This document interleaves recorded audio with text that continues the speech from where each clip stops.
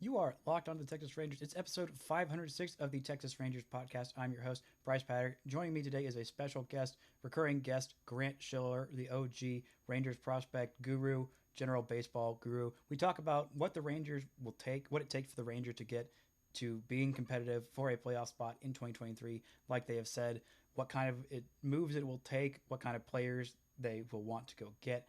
All that and more on this episode of Locked On Rangers. But thank you guys for making Locked On Rangers your first listen of the day. Make sure to go follow me on Twitter at Brice Paterik. Follow the show at Locked On Rangers and follow Grant Schiller at OG Shill on Twitter. Also subscribe on YouTube if you haven't already or wherever the heck you get your podcast. All that and more coming up on this episode of Locked On Rangers. Let's get into it.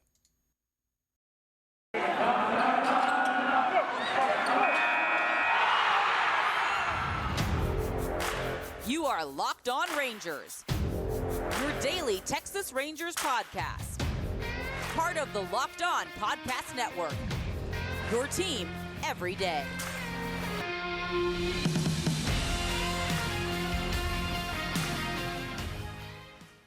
You are locked on to the Texas Rangers here, your daily Texas Rangers podcast. I'm your host, Brice Paterik, bringing you this show 5 days a week, sometimes 3 days a week. I don't know. I felt like going with 5 this week because you got to build on the momentum of an actually fun offseason week. Today, I'm here with prospect expert, pitching guru, generally intelligent baseball human, Grant Schiller, the OG Shill on Twitter. How you doing, buddy?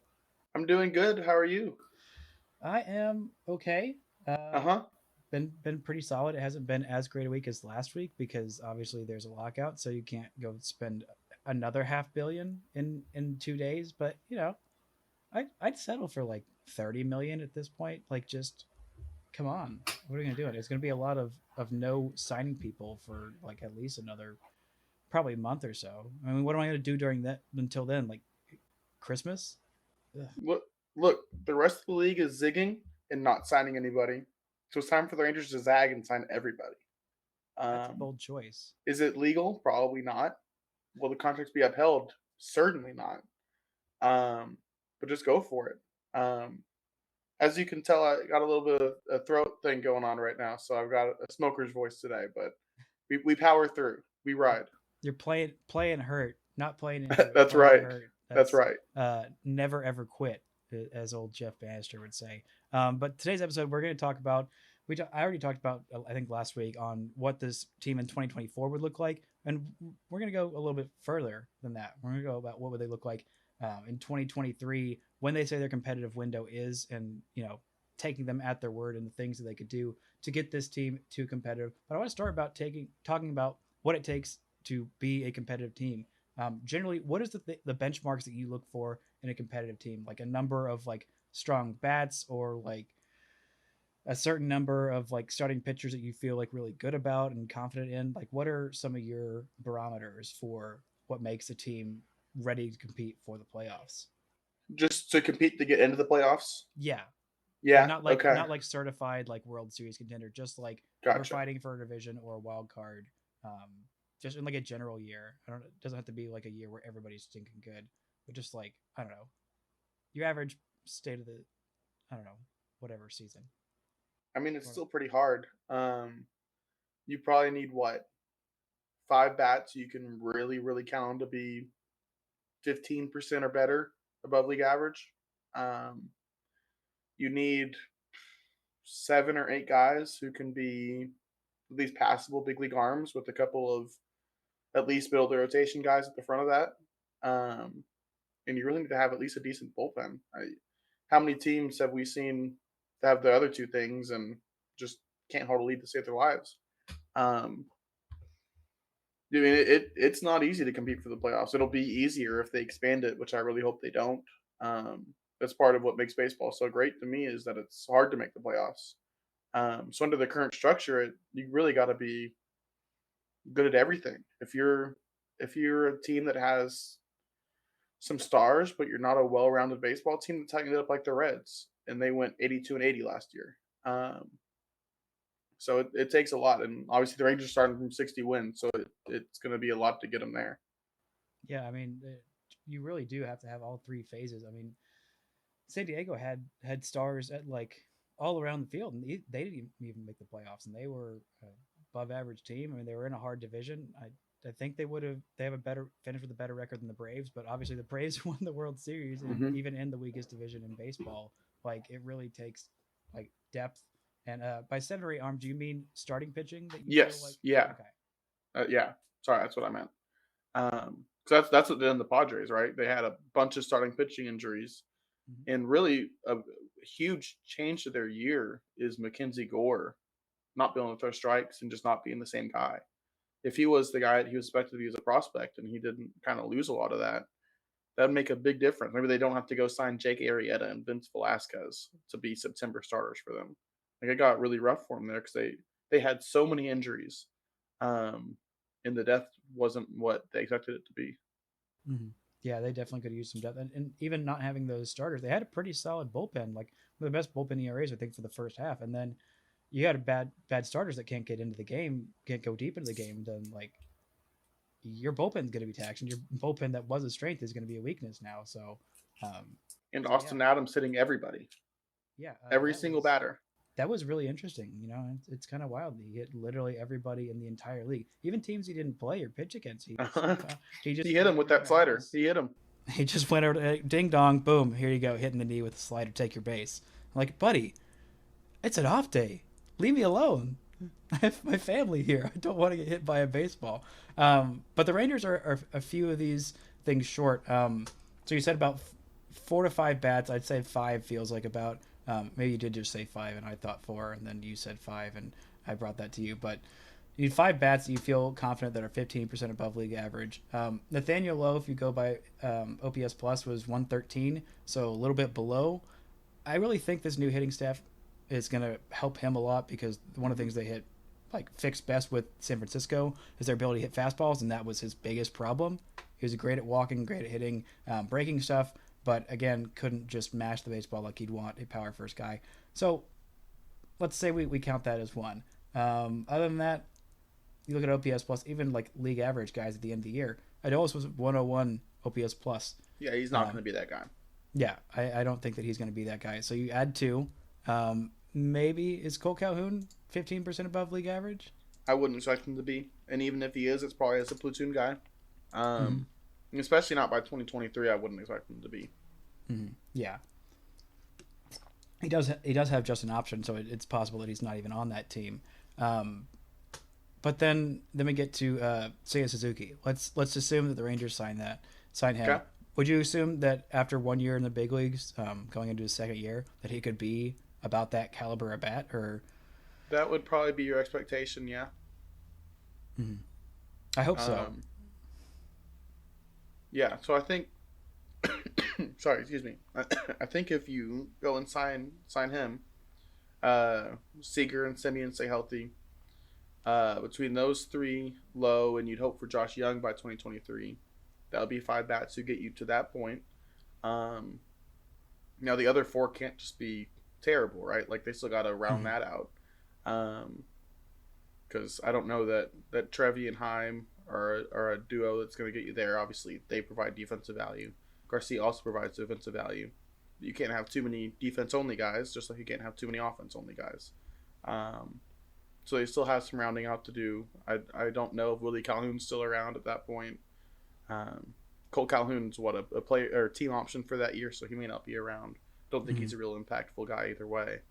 But if you're just looking at the bare minimum, those 5 guys, I think you still got to go sign another outfielder, like has been discussed and like we've talked about, like the Rangers seem to know. And then you'd hope that Young and Lowe are there too.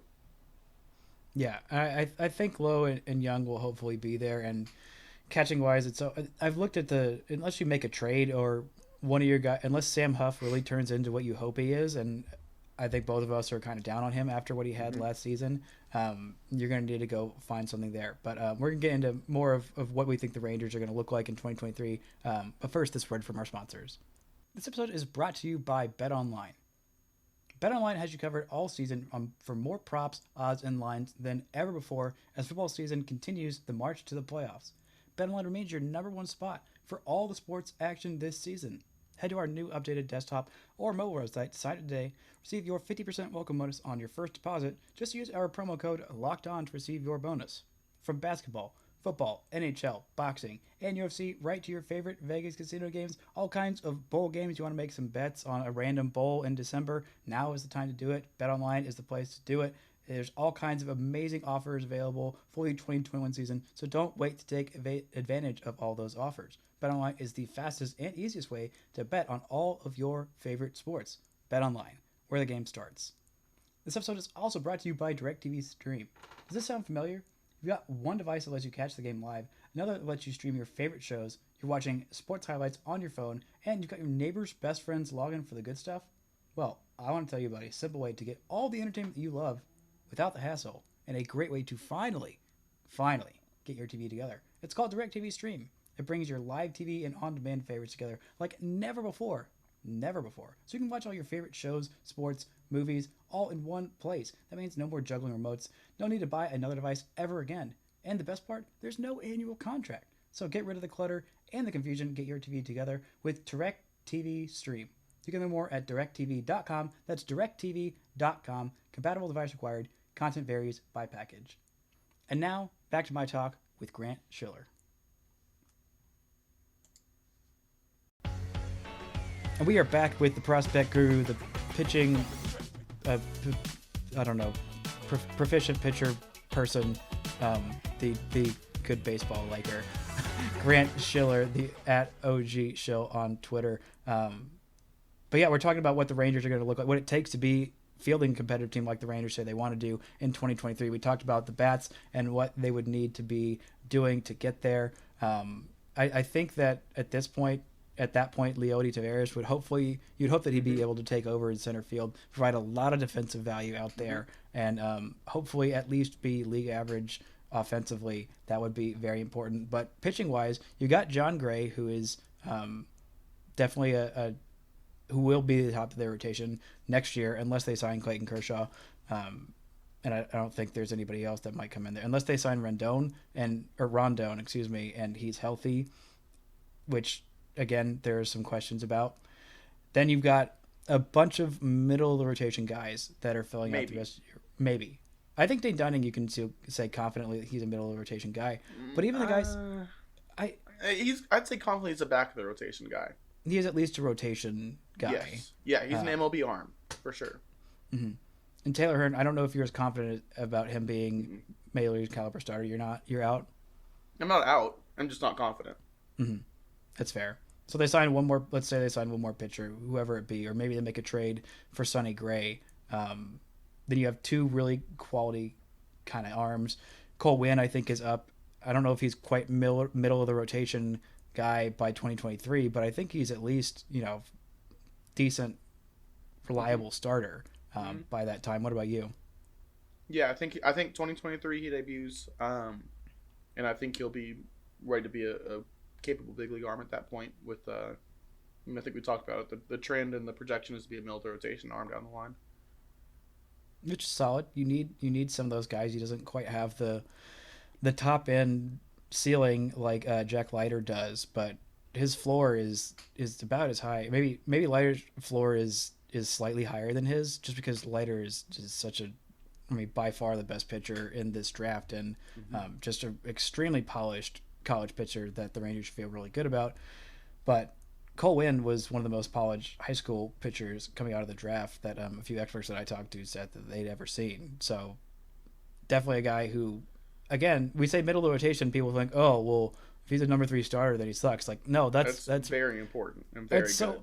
It's so hard to develop any of those guys. I mean, when was the last time the Rangers had a guy who they drafted and developed who was a middle of the rotation guy in their lineup or in their rotation for, like, let's say, like 3 years? Is there? I mean, does Derek Holland qualify as middle of the rotation for a 3-year period? If you count number 4 as a middle rotation, Martin Perez was like fine. Matt Harrison. We didn't draft him. He counts. I mean, when okay. if he gets here below AA, I say I count that. That's fair. Was he at I think he was at like high A. He was an A-ball, yeah. Okay, well that's that. Then I'm counting it. Okay. They didn't draft him, but they developed him, and that's just about as good. But again, it's basically kind of Derek Holland and Matt Harrison, And that's just Right. putting it to a very small window of guys that they found. And to bring it like, excuse me, like up to date, just for reference, like Kyle Gibson was huge for this team, right? Mhm. Well, he wasn't huge for a competitor, but he was such a refreshing like joy to watch, like a capable big league pitcher. That's a middle of the rotation guy. Like, that's a big thing to get out of Cole Winn or anybody. Mm-hmm. Yeah, and it's super useful. We saw what this rotation was like. I mean, even in 2019, this team fooled itself into contending for like half a season because it had a couple of good bats. Joey Gallo on his like record tear. It had Mike Minor pitching at an all-star level, and Lance Lynn at that point wasn't even the fully formed Lance Lynn that we see today, but like was just a middle of the rotation pitcher. And they had quite a few of those guys, and that alone is just so hard to find and so important. And so, we've got John Gray at this point. We've got Cole Winn. We've got maybe Dane Dunning and maybe a Taylor Hearn and mystery By pitcher. 2023, yeah, I would assume that. I mean, as we talked about, they're gonna have to go bring in somebody else for that rotation, right? There's gonna have to be an outside arm that they bring in. And then, as you said, Gray, Winn, Dunning, and at some point in that year, it's probably Leiter. I don't know if it's going to be opening day, but there's a handful of arms that could be. You've still got AJ Alexi by then, Jake Latz. I mean, even going down to like Cody Bradford, Ronnie Henriquez, Zach Kemp, Cole Reagan's all pitching Double A this year. Like there's a lot of arms that are very interesting in the upper levels.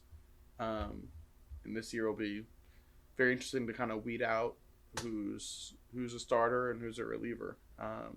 Because the crunch is gonna come at some point fairly soon. Mm-hmm. Yeah, and there's going to be a big crunch, but there are definitely a lot of guys. And I want to get into more of them. I want to look really quickly at some of the free agents that are going to be available pitching-wise after next season. And there are a lot of really nice names out there. Some of them aren't as nice as they used to be. This is sorted by 2022 salary. So, of course, top of the list, I'm not going to talk about, the guy who has been suspended that is on the Dodgers. But I'm going to talk about the other Dodgers pitcher, David Price. I don't think he's going to get $32 million in that offseason. I somehow think that'll come down. Yeah, you've also got Chris Sale, so the actual top there. This is a good 5-group market. If you want to include Trevor Bauer, then like you can. I'm not going to, but we don't. We're good. At this point, it's not illegal to do so. You got Chris Sale, Jacob deGrom, Justin Verlander. Maybe not as much at that point. Noah Syndergaard. You also got Eovaldi, Aaron Nola, Sonny Gray, Luis Severino. Actually, no, never take that back. He's got a club option. Same with Gray, Noah, and Severino. So never mind. Take those guys out. They're not going to be free agents. Then you look way down. We've also got Kyle Gibson. So that'll be 36 at that point. So maybe a reunion. Hashtag bring maybe. Hashtag bring Kyle home. 36. I don't know how good he'll be still, but maybe. We'll see. I mean, it's not like his stuff has been overwhelming necessarily of late. But we're going to take a quick break. When we come back, we're going to look at some of the prospects we think they're going to be up and trying to help this team compete and where we think they're going to be at 2023. Right after this word from our sponsors. And we are back with Prospect Aficionado. I keep looking for P words, and I don't know why I keep trying to do the alliteration when I've already ran out of P words last time. There's a word like what? Like proselytizer? Where it's like you're spreading the word about them? Something like that, right? Priest? No. Prospect priest? I don't know. Proselytizer. Something like that. The act of becoming or the condition of being a convert to an opinion, political party, religious group. Maybe that doesn't work at all. But we can it's use close it enough. It's close enough. I ran out of P words ages ago, so we're going to look at that. But we're looking at the 2023 team, where we think they're going to be and who's going to be up. And, there's a glut of middle infielders that I think are going to be up. And I think... Well, maybe not for the Rangers, but we'll see. They'll be up for someone. And, I think obviously we talked about Jack Leiter maybe making his debut. But at this point, I think Josh Young will be an established star. And, I don't know about star, but an established above average big leaguer, which I think he will continue to be. I think he has the potential to be a star. he was never a guy who was projected by many scouts to have that big a ceiling. But this is just one of those guys that just I've seen and I have a gut feeling about because I've watched him for so long. Those guys that just keeps raising expectations. People are like, he'll be fine, and he just keeps getting better and better and better. Like a Paul Goldschmidt, a guy who was like a 20 billionth round pick out of Texas State and had like no hopes and just hit and got better at every single phase of the game throughout his career. And I think Josh Young has some of that in him. Do I think he's going to be as good as Paul Goldschmidt? I'm not saying he won't, but I'm also not saying he will. So probably not. But completely hedging my bets so he can't say, wow, Brice Paterik in 2021 said that I wouldn't be as good as Paul Goldschmidt. Actually, I'm better. Yeah, I'm not saying that it can't happen, but I'm just completely being wishy-washy. But at this point, I think he is a good middle-ish of the order bat. Maybe he's hitting in your 5 hole. And let's look at some of the other guys. Obviously, we talked about Cole Winn. Sam Huff. I don't know how you feel about Sam Huff. Do you have any hopes of him being like even like what is his big league future even at this point? I don't know. I am going to be patient with him and see how it looks next year because he was coming off this injury. But man, that is a stiff guy with a lot of swing and miss. If he doesn't catch, I don't know where his offensive value really comes in. And I'm not sure. I mean, he just lost a year of developing as a catcher. Like he wasn't able to catch this year. It was a really bad year for Sam Huff. So I would not bake him in any plans at this point.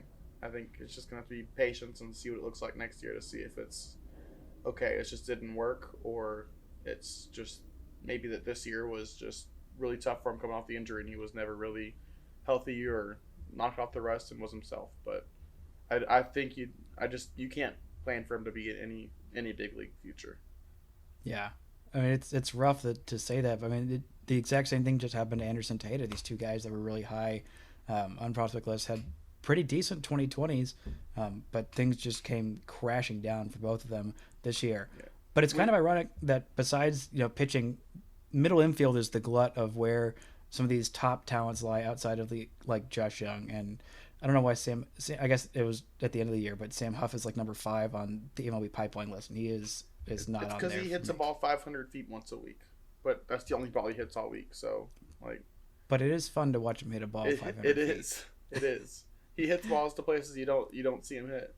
Mm-hmm. And that is something special. And maybe we'll get some of that with Semien and Story this year.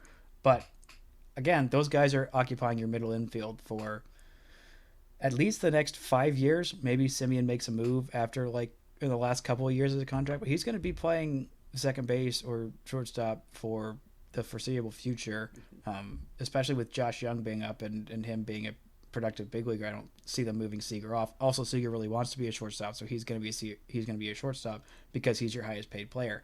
But of these guys, Justin Foscue, Josh Smith, Ezekiel Duran, even Luis Acuna, his projection to be up at the big leagues is 2023 according to MLB Pipeline. Who of these guys do you think is around? Who is like the first one on your trading block, and what kind of player would you be trading them for? Oh, on my trading block? Yeah. I think that like who are you? Let me rephrase it this way.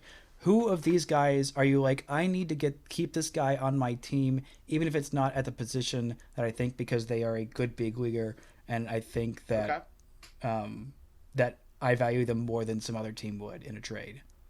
So I like Josh Smith a good bit. I think it's a much tougher profile if he can't play second, though. Like, I don't think the bat is going to carry left field. I don't think that the arm carries right field or third base. So that's a little bit tough. Maybe you can try him in center. If you can, that'd be great. But he's not like your typical like center field speedster either. So I really like him, but that's tougher having to move off second base. Foscue is a bat first guy, so it's easier to throw him in left. Although I didn't love the looks I got on him last year. I didn't get a ton. I want to get more. But if you're asking me if I trade him, I trade him. Like, I didn't love the looks I got at him. Duran I obviously haven't seen, but he's a guy I definitely keep around based on what I've heard. Luis Acuna is a little bit further away. I don't think you need to make any decisions with him yet. And he's also like a good defensive shortstop. So you keep him as long as you can, and by the time he's ready, maybe Seager's not a shortstop anymore. I know he is right now, and that's the pitch you gave him when you signed him, but he's not a small guy. Like, he's gonna have to move off short eventually. Just a matter of timing. You look at other guys up the middle. I mean, you've got Trevor Halver, who also came over in the Gallo trade. He's probably not a second baseman regardless, so it probably doesn't impact him that much because he's probably a left field DH type. Mm-hmm.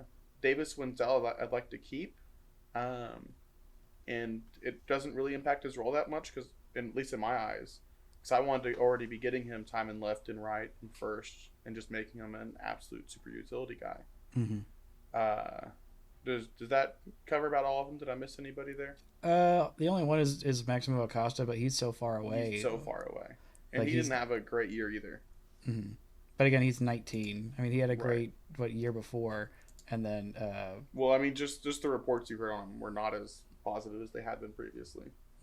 Yeah, not super great. 17 games though in rookie league. It's hard to make a super big assumption. On that. You don't want to stat scout down there. Yeah, absolutely. And I can't say that I got out to Arizona to the rookie league complex to see him, or the Dominican League. And did he even play the Dominican League? I don't see any numbers here. I think it was all the Dominican League. Okay. I want to say, I might be wrong. But I just saw some stuff from this year. It's the Rangers rookie league in 17 games. That's the only thing that they have listed here on MLB.com. Yeah, you're right. So yeah, because he is still just a teenager. I think he had like 1 year in the Dominican, but they're not listing it here, which is weird because usually they'll do that. But other than that, and the thing is, there's not a whole lot of outfielders that you feel like, all right, by then they're going to be super ready. Like by 2023, they're going to be like super ready. It's basically just like, I don't know, maybe Bubba Thompson is ready by then. I don't know how like confident you are in him being like an above average starter on a team. I don't think he's a starter. I don't think he's a starter in general, which is fine. I mean, if he's a fourth outfielder, that's a win for that profile, at least for me. I also think he's going to take quite a bit while to adjust to the big leagues. So I don't think that's somebody you're looking at as a starter for 2023 or an impact guy. And when you look at the other Frisco outfielders this year, like Josh Stowers, emergency call up down guy, not an impact guy. Steele Walker, I'm pretty much out on. JP Martinez, I'm out on. So if you're looking at your outfield prospects, you're probably looking at some of these up the middle guys shifting out there, or you're looking at further down like your Evan Carters and more with that group, which Zavala as ready well. by then. Yeah. Both those guys have an ETA of 2024. I think it might. I don't know. With losing a year, if he didn't lose this whole year, I might have said that Evan Carter is ready by 2023. I don't know. That would have been still pretty aggressive. Like, not in the beginning, not like spring training or anything, but maybe by the end of the year he gets a cup of coffee. But at this point, 2024 feels like maybe it'll be middle of the year, which is still a really fast, up through the system for a guy who was drafted in his first actual year, like as a being drafted person. There was no organized minor league baseball, so still very advanced stuff. And the Rangers lucked out on getting him and stealing him away from all these people. But other than that, if we were to look at some of these trade targets, who do you think the Rangers like? Which way do you think they should fill some of these holes most quickly? Because obviously, I don't know what you think about who's going to be in center field this year, whether it's Adolis or whatever. They still need one more outfield bat, and they still need at least one more starting pitcher, if not two. But what are your thoughts on who they should trade for in some of those holes? Who makes the most sense for you in terms of what they'll cost and how they kind of fit this team's projection to compete for the playoffs? I mean, outfield, I'd rather just go free agent route and get Suzuki. I think there's still guys to go get out there. Pitching wise, as cool as it would be to get Kershaw, I don't know it's the smartest move. Although I certainly wouldn't turn down having Clayton Kershaw on my team as a fan. I think that what the big pitching guys on the market right now are the three Reds arms, right? It's Greg, Castillo, and Molly. Mally, I believe. Okay. There's also some thought, I don't know if it's been officially talked about, but Oakland's in full rebuild, so they have quite a few like pretty decent starters. I've seen Frankie Montas thrown out there. Yeah, Montas and whoever else they have on their team. Some other, they have like Sean Manaea is another one that I think. I think he's got 2 years left to control, if I remember looking that up correctly. He had a really solid year. Chris Bassett had a really solid year as well. And what are you looking for in terms of like the remaining starter? What do you think is most important that they give you? Because for me, it's like be about league average and give 150 to 180 innings. Like, because I don't know how much I trust anybody outside of John Gray to do that next year. Maybe Dane Dunning. So, if I'm looking at a trade candidate for a pitcher, I'm looking at controllability. I'm not necessarily as worried about innings at league average because I think if you just need somebody to get through next year, there's still guys like that you can get on the market. You could have gone and signed Jordan Lyles for $7 million. You could have claimed Wade Miley for $10 million. Like there's still guys you can go get to fill that role. If it gets, I mean, they're not going to compete in 2022. If it gets that bad, go give Foltynewicz another 160 innings. Like, who cares? But please don't. Like, I don't want to watch it again. So, when I'm looking at trade targets as a pitcher, I think it's got to be with the mindset they had with Cole Hamels in 2015. They happened to win the division that year, but they didn't trade him for 2015 or trade for him for 2015. They traded for him because he was controllable beyond that and helped him compete in 2016. So like when I'm looking at Sonny Gray, I'm probably a little bit out on the idea of that because he's older. I think he's a rental, although maybe he might have had a club option. He's got a club option for the next year. I think this year is $10 million. The club option is for $12 million. All three, I believe, of those Reds pitchers have 2 years of control on them. Okay. So, and there's not a whole lot of teams that are just straight out of it that are just like, you know what, take our guy, whatever, go nuts on it. And because the teams that are bad are like really bad, unless you want to go talk to the Orioles and get John Means, which I think it would take quite a bit to get John Means. I don't think that they're like anywhere close to like being like, all right, let's just move off this guy. But he does have a little bit of team control under him, and he is 28 years old. So. Okay. Yeah. Yeah, if you can get a controllable guy like that, that would be great. 2025 is when he's the earliest free agent. So you got 3 years of control on him. Okay. Where I believe all of those are obviously arbitration. I think. Right. So not necessarily going to be the cheapest years, but yeah. I mean, perfect world you get Luis Castillo, but you got to extend him. That's the thing. You got to extend him. He's going to be expensive, and that's fine. It's not my money. But he's going to cost a lot in prospects, and then you're going to have to extend him with a big contract. What kind of? I think the offer that I floated was where did we go? Cole Winn, Josh Smith, and Avery Weems. That was my package for Luis Castillo. You don't think that's enough? He's so good, man. He's so good. He's so good. He's been really inconsistent though. So for the last 2 or 2.5 of the last 3 years, I guess he's been just terrific, is what I want to say. 2019, he was fantastic. 190 innings, 4-win season, 370 FIP, 340 ERA, just fantastic. 2020, he was obviously I think he was a Cy Young finalist. Like he was amazing in 2020. And then last year he had a tough first half of the season.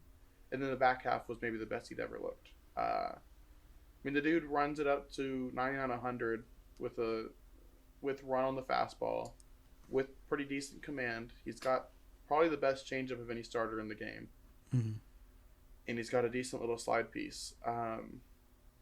I think that guy's awesome. I think he's at some point he's going to put together a Cy Young season. So I'm really, really high on him. I think the Reds are too. And he's doing all this in a super, super hitter-friendly park. I mean, last year, or 2020, last year, he had a 153 ERA plus and a 265 FIP. Yeah. And only 0.6 home runs per 9 in one of the more hitter-friendly ballparks in baseball. So, build me a package. Build me a package that won't break my heart. I won't give up the top 2. But it'd probably take 5-6 guys. I was just being stingy. I thought I was being very magnanimous in giving up Cole Winn, but I think you'd have to give up one of your bigger three guys. I think it would have to be one of Young, Leiter, Winn. I'm sure they would push for Young or Leiter, but Winn is probably where you compromise. I think Winn, Smith, and Weems is what you had. I think those three can all be in. You're probably going to have to add like a Duran and a Duran or a Foscue and another piece. So let's say Cole Winn, Foscue. Did I say Smith, Weems, and then just throw Zach Kemp back out there. Oh no! Don't do that. I like him. Okay, let's throw. Let's say Ricky Vanasco. Ooh. Enriquez? I don't know about that. I think it would be more. AJ Alexi. Yeah. Okay. Let's go with AJ Alexi. Okay. So what do we just say? We had my package plus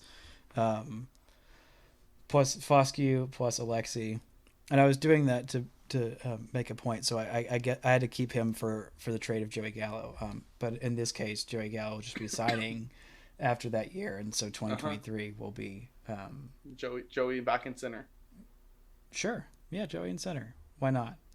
Or Suzuki will play center. Who knows? At this point, we'll be just overflowing with great players. It'll be basically better than the Dodgers roster has ever been, and everything will be glorious and beautiful, and the Rangers will win 17 World Series in a row, and I will still never learn how to say series plurally properly because that is my curse. You can't do it. I can't do it, and I won't do it. At this point, it's more of a refusal than an actual mess up. No, it's still an actual mess up, but you know what? Who cares? It's fine. Any closing thoughts? How likely do we think that this scenario would be to happen? Just like, I don't know. Let's build this out fully. So let's say they trade for Castillo, they sign Suzuki, Young comes up and he's good. Lowe figures out how to hit fastballs, and Leote turns into league average, and the rest of your starters turn out to be pretty fine. We didn't even talk about Spencer Howard, which there's so much questions about him. I can't even project him like next year. So yeah. He'll be one of the most interesting guys to watch in 22. Yeah. Just because we have no idea what's going to happen.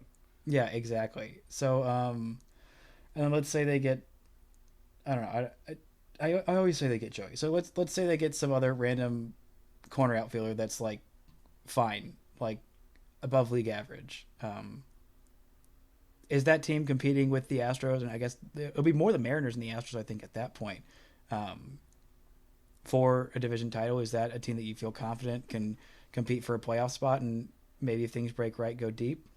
So your question is, if everything goes right, if everything that we just talked about right there, that's not everything going right. Because everything going right would mean that Joey came back and Cole Winn is actually, or I guess at that point, Jack Leiter comes up and he's instantly amazing. And all that. But I'm saying like if those things happen and a reasonable projection. Yeah. If those things happen, and this shows just how far they have to go and how tough it is. I think if those things happen, they can compete, and they're probably still a wild card. If that, like, the Astros are coming down, Rangers are going up. They still probably haven't crossed paths yet. The Mariners will be right up there too. The Mariners might be above both of them both Texas teams at that point. I think with what they've got, assuming their prospects, reach like a mediocre value. I mean, kind of like definitely shown some spurts last year, and he's not supposed to be nearly as good as Julio Rodriguez and some of the other guys they got coming up. So, and they just signed a Cy Young winner for the next 5 years. So it's going to be a tough division. So it will be. So yeah, it's going to be hard for the Rangers to get there, but I think if the things we talked about happen, they would be in a position to at least have a chance, I guess. Mm-hmm. Yeah, it'd be fun. So let's say we had Kershaw in there, and then everything comes true. That's it. That's the missing piece. A healthy Kershaw. Healthy Kershaw, and Joey comes home, and the Rangers take out an entire newspaper, not just like one page in the newspaper, like an entire day of the newspaper. There's like the whole sports section is just Joey, I'm so sorry. Then that's what it would take to get him back, and I think that'd be worth it. But yeah, It's been fun. It's nice to have these fun, uplifting scenarios to talk about, as opposed to like, I don't know, this prospect had kind of a crap year. I don't know, this guy kind of sucked. It's been nice to have these positive overtures, and we didn't even talk about how freaking great Corey Seager and Marcus Semien. We like neither of us have really talked about that. But we can't. Before we go, we forgot last time, and it's just downright shameful. And I deeply apologize from the bottom of my soul. We forgot our random ranger. In case this is your first episode listening with Grant and I, every week before we do this, we'll pick a random ranger just to reminisce about and enjoy. And let's see, I have one. Okay. I have a pretty good one. It's not that far back, but still super random. I have the one, the only, the great Pete Kozma. Pete Kozma. Okay. Pete Kozma had That was, what, 2017. 27? Oh, okay. That was further back than I thought. He played 28 games, 41 plate appearances. So, yeah, heavy hitter. Did hit a home run. Had a slash line of 111, 200, 194. That is a OPS below 400. OPS plus of 3. 3, okay. Which is an improvement on the 2 plays he played prior. He had an OPS plus with the Yankees of negative 14. Okay. He played shortstop, literally the entire infield. Just literally the entire infield. And also, I think, pinch hit for some stupid reason.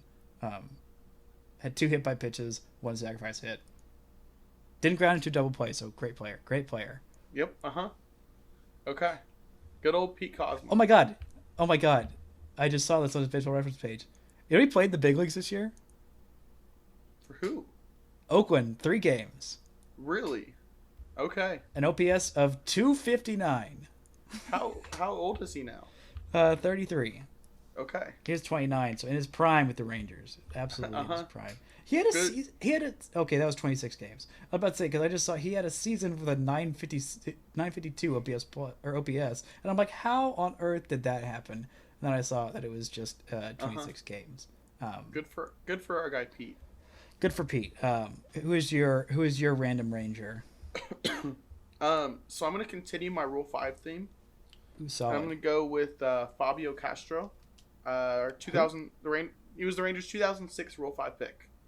He was an arm. They got him from, I think it was Philadelphia. He lasted 8.1 innings. He walked 7, struck out 5, and then they returned him. If I remember correctly, he was a changeup guy. He went on to throw another 35 innings with the Phillies over the next couple years, and then was never heard from again or seen. Did he die?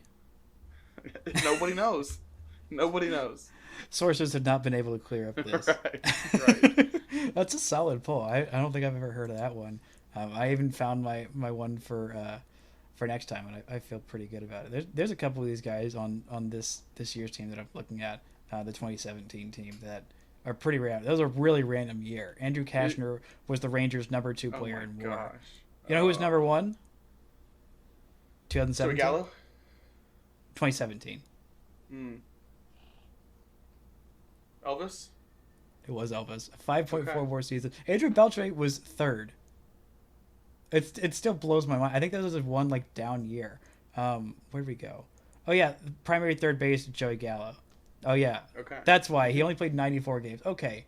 He had a 915 OPS. All right, that was not really a down year by Adrian. It was just a hurt year. All right, I was like, I think I remember one of these years where he was not leading the team in OPS or in WAR, and it was just weird. Andrew freaking Kashner led that team. I was better off when I did not remember Andrew Kashner was a Ranger. Yeah, you definitely were. Oh my gosh, he had 86 strikeouts in 160 innings. All right, we're talking Andrew Kashner. That feels like a solid enough point to stop this podcast. But thank you guys so much for listening to Locked On Rangers, making your first listen of the day. Go follow Grant on Twitter at OGShill. Follow me on Twitter at Brice Paterik. Follow the show at Locked On Rangers. Subscribe on YouTube, wherever you get your podcasts. Leave a thumbs up. Leave a nice note.